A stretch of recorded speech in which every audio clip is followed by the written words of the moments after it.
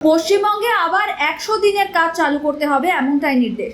আগামী 1 আগস্ট থেকে চালু করতে হবে 100 দিনের কাজ, নির্দেশ কলকাতা হাইকোর্টের।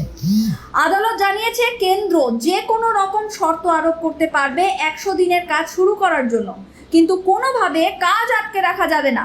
বুধবার হাইকোর্টের প্রধান বিচারপতি টি.এস. শিবগানম এবং বিচারপতি চৈতালি চট্টোপাধ্যায় দাসের ডিভিশন বেঞ্চে এই সংক্রান্ত মামলার শুনানি ছিল। আদালত সেখানে এই নির্দেশ দিয়েছে। গত 3 বছর ধরে রাজ্যে 100 দিনের কাজ বন্ধ হয়ে আছে, জানিয়ে সরব শাসক দল তৃণমূল।